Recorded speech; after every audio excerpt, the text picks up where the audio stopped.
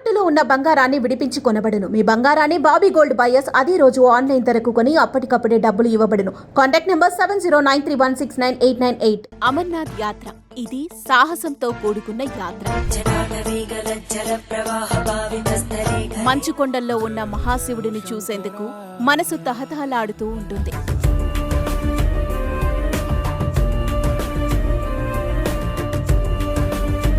సముద్ర మట్టానికి వేల అడుగుల ఎత్తులో ఉండే మహాశివుడిని దర్శించటం కోసం ఎన్నో వ్యయ ప్రయాసాల కోర్చి భక్తులు వస్తూ ఉంటారు.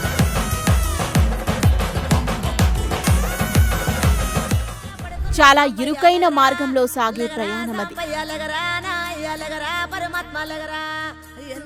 ఒక పక్క ప్రకృతి సౌందర్యం మనసుకు ఆహ్లాదాన్ని కలిగిస్తూనే ఉంటుంది. కానీ అదే ప్రకృతి ఉన్నట్టుండి జోరు వాన కురవచ్చు, లేదా విపరీతమైన చలిగాలి వీచొచ్చు. అదీ కాదంటే పైనుండి వచ్చే వరద వల్ల నడక మార్గం ఇబ్బందిగా మారుతుంది కూడా. ఎత్తైన కొండల అంచున సాగుతుంది ఈ అమర్నాథ్ యాత్ర.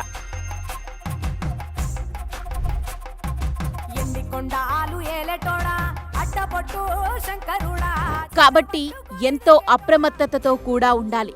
ఇక ఈ ప్రముఖ పుణ్యక్షేత్రం శ్రీనగర్కి దగ్గర్లో ఉంటుంది.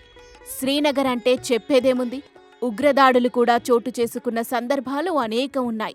కాబట్టి ఆర్మీ జవాన్ల సహాయం లేకుండా ఈ యాత్ర చేయటం అసాధ్యమనే చెప్పాలి. ప్రతి సంవత్సరం మంచుతో స్వయంభుగా వెలిసే ఈ మహాశివుడిని దర్శించుకునేందుకు భక్తులు ఎంత సాహసం చేయడానికైనా వెనుకాడరు. ఇక అన్నింటికన్నా ముఖ్యమైన విషయం ఏంటంటే అమర్నాథ దర్శనం ఏడాది పొడవునా ఉండదు.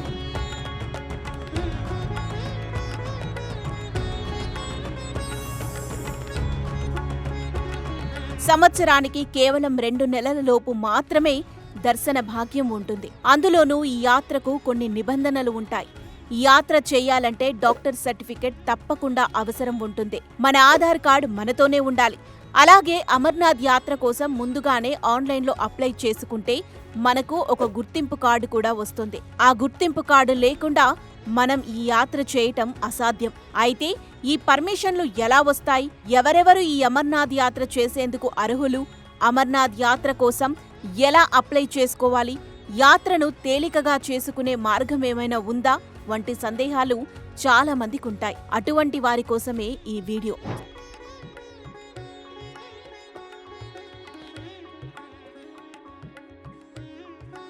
సృష్టి రహస్యం, అమరత్వ రహస్యాన్ని పార్వతీదేవికి శివుడు ఒక గుహలో బోధించాడు. ఆ గుహే ఈ అమర్నాథ్ గుహ. అయితే ఈ గుహ ఎక్కడుంది అంటే జమ్మూ కాశ్మీర్ రాజధాని శ్రీనగర్కి 90 కిలోమీటర్ల దూరంలో ఉంది. పార్వతీదేవికి అమరత్వ రహస్యాన్ని శివుడు బోధించిన ప్రదేశం కాబట్టి ఈ పుణ్యక్షేత్రానికి అంతటి ప్రాశస్త్యం ఉంది. ఈ అమర్నాథ్ యాత్ర ఎప్పటి నుండి ప్రారంభమవుతుంది అనే విషయాన్ని ఏ ఏడాదికి ఆ ఏడాది ప్రభుత్వం ముందుగానే ప్రకటిస్తోంది. ఈ యాత్ర కేవలం 40 రోజులు మాత్రమే జరుగుతుంది. ఇక ఈ యాత్ర గురించి పూర్తిగా అవగాహన ఉన్నవారు ఎవరైనా సరే మొదటి 15 రోజుల్లోనే యాత్రకు వెళ్లి అమరనాథుడిని దర్శించుకోవాలి అనుకుంటారు. ఎందుకంటే 15 రోజుల తర్వాత నుండి మంచు శివలింగం మెల్లగా కరిగిపోతూ ఉంటుంది. మామూలుగా ఈ మంచు శివలింగం ఎత్తు 9 అడుగులుంటుంది. మనం ముందుగానే అనుకున్నాం కదా, ఈ యాత్రకు అనుమతులు కొన్ని ఉంటాయని. కాబట్టి ఇప్పుడు వాటి గురించి తెలుసుకుందాం. మన దేశంలో చాలా తక్కువ పుణ్యక్షేత్రాలకు, తీర్థయాత్రలకు ముందుగానే అనుమతి తీసుకోవాలి. అందులో ఈ అమర్నాథ్ యాత్ర మొదటి స్థానంలో ఉంటుందని చెప్పవచ్చు.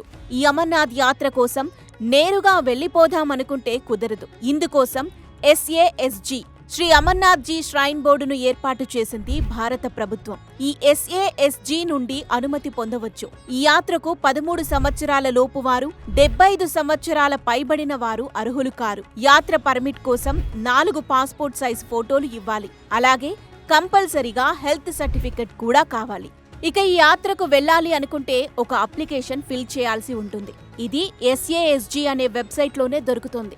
అక్కడి నుండి డౌన్లోడ్ చేసుకోవాలి. దానికి అవసరం ఉన్న చోట ఫోటోను అతికించాలి. ఆ తర్వాత SASG సిఫారసు చేసిన డాక్టర్ దగ్గరికి వెళ్లి అందులోని టెస్టులు చేయించుకోవాలి.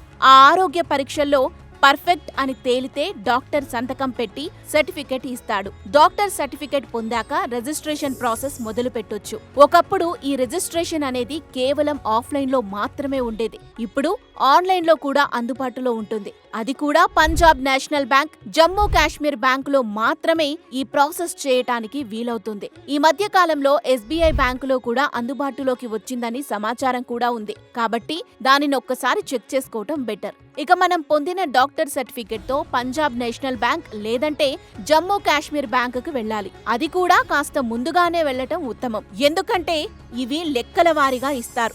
ఆఫ్లైన్ లో ఒక రోజుకి పంజాబ్ నేషనల్ బ్యాంకులో 35 సీట్లు ఉంటాయి. అదే జమ్మూ కాశ్మీర్ బ్యాంకులో అయితే రోజుకి 15 నుండి 20 సీట్లు మాత్రమే ఉంటాయి.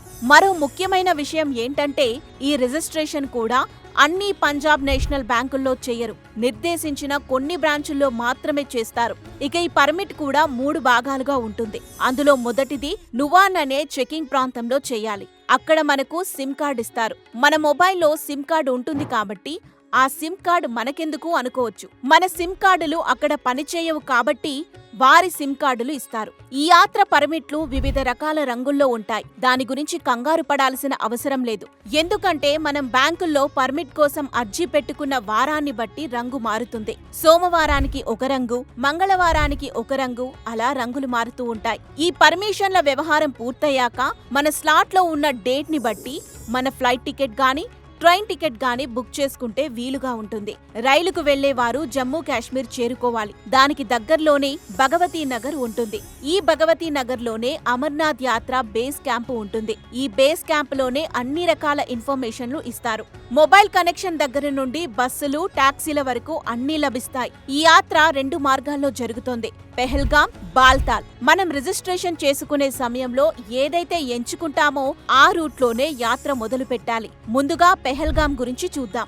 పెహల్గాం రూట్లో యాత్రకు వెళ్లేవారు ముందు పెహల్గాం చేరుకోవాలి. అక్కడ నువాన్ అని ఉంటుంది. ముందుగానే చెప్పుకున్నాం కదా, అక్కడ మన యాత్ర పర్మిట్ చెక్ చేస్తారు అని. ఆ చెకింగ్ అయ్యాక చిన్న చిన్న జీపుల్లో చందన్వారి చేరుకోవాలి. ఆ చందన్వారి 16 కిలోమీటర్లుంటుంది.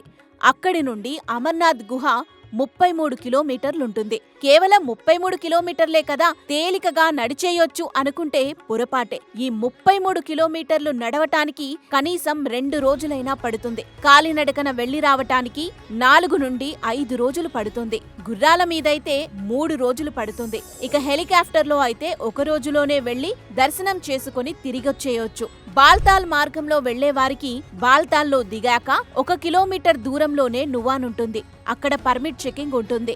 సాయంత్రం అయ్యాక యాత్రకు అనుమతి ఉండదు కాబట్టి అక్కడే నైట్ స్టే చేయటానికి టెంట్స్ అద్దెకు కూడా ఇస్తారు. తెల్లవారుజామున 5 గంటల నుండి యాత్రకు అనుమతి ఇస్తారు. బాల్తాల్ నుండి అమర్నాథ్ గుహ 17 కిలోమీటర్లు మాత్రమే ఉంటుంది. నడిచి వెళ్లేవారు కూడా 1 రోజులోనే వెళ్లి వచ్చేయొచ్చు. ఇక్కడి నుండి కూడా గుర్రాలు అందుబాటులో ఉంటాయి. ఇక్కడ భారత జవాన్లు కూడా యాత్రికులకు సహాయం అందిస్తూ ఉంటారు. అన్నట్టు గుర్రాల గురించి కూడా ఒక విషయం చెప్పాలి. ఈ గుర్రాలను అద్దెకి ఇచ్చే విషయంలో ఒక ఫిక్స్డ్ రేట్ అంటూ ఏమీ ఉండదు. వాతావరణాన్ని, నడక మార్గంలో రద్దీని బట్టి గుర్రాల యజమానులు రేట్లు అమాంతం పెంచేస్తూ ఉంటారు కూడా. ఇక అమర్నాథ్ గుహ వద్దకు చేరుకున్న తర్వాత కూడా అన్ని రకాల సదుపాయాలు ఉంటాయి. కింద ఎలాగైతే టెంట్లు అద్దెకు ఇస్తారు, పైన కూడా అదే విధంగా ఇస్తారు. మరి పైన మంచు ఎక్కువగా ఉంటుంది కాబట్టి బాగా మందంగా ఉండే థర్మాకోల్ షీట్లు ఇస్తారు. వాటి మీద పరుపులు వేసుకుని పడుకోవచ్చు. మరి హెలికాప్టర్ల విషయం చెప్పలేదే అనుకోకండి. ఈ హెలికాప్టర్ ని మనం యాత్ర బుక్ చేసుకునే సమయంలోనే అదే వెబ్సైట్ లో అందుబాటులో ఉంటుంది. ఎవరైతే ఈ హెలికాప్టర్ ని బుక్ చేసుకుంటారో వారు యాత్ర పర్మిట్ తీసుకునే అవసరం ఉండదు. కేవలం హెల్త్ సర్టిఫికెట్ తీసుకుంటే చాలు. బాల్తాల్ నుండి అయితే 3 నుండి 4,000 రూపాయలుంటుందని సమాచారం. అదే పెహల్గాం నుండి అయితే 7,000 నుండి 8,000 రూపాయలు ఉంటుందని తెలుస్తోంది. యాత్రికులు భోజనం, త్రాగునీరు గురించి బెంగపడాల్సిన అవసరమే ఉండదు. ఎందుకంటే జమ్మూ కాశ్మీర్లో యాత్ర మొదలుపెట్టిన దగ్గర నుండి చాలా చోట్ల లంగర్లు ఉంటాయి. లంగర్ అంటే ఉచితంగా భోజనం అందించే చోటు. ఉచితంగా భోజనం పెడుతున్నారు కదా అని ఎంత పడితే అంత పెట్టించుకుని పడేయటానికి వీలులేదు. ప్లేట్లో భోజనాన్ని ఖచ్చితంగా పూర్తిగా తినాల్సిందే. ఇక ఈ యాత్ర చేసే సమయంలో వచ్చే ఇబ్బందుల గురించి తప్పకుండా మాట్లాడుకోవాలి. మనం మొదట్లోనే చెప్పుకున్నాం, అమర్నాథ్ గుహ సముద్ర మట్టానికి 1000 అడుగుల ఎత్తులో ఉంటుంది అని. అంత ఎత్తైన ప్రదేశానికి ప్రయాణిస్తున్నప్పుడు కొందరికి గుండె వేగంగా కొట్టుకునే అవకాశం ఉంటుంది. కొందరికి విరేచనాలు, వాంతులయ్యే ఛాన్స్ ఉంటుంది. దాన్ని మౌంటైన్ సిక్నెస్ అంటారు. కాబట్టి అమర్నాథ్ యాత్ర చేసేవారు కడుపు నిండా భోజనం చేయటం మంచిది కాదు. మరి కొండ ఎక్కాలంటే ఓపిక ఉండాలి కదా. కాబట్టి డ్రై ఫ్రూట్స్ తీసుకుంటే శక్తి వస్తుంది. పైగా పైకి వెళ్లే కొద్దీ ఆక్సిజన్ తగ్గుతుంది. కాబట్టి బీపీ ఉన్నవారు జాగ్రత్తగా ఉండాలి. అలాగే యాత్రకు వెళ్లబోయే సమయంలో మీ పర్సనల్ డాక్టర్ని సంప్రదించి వారి సలహాలు, సూచనలు తీసుకుంటే మౌంటైన్ సిక్నెస్ ను నివారించుకోవటానికి లేదా సామర్థ్యంగా ఎదుర్కోవటానికి వీలుగా ఉంటుంది.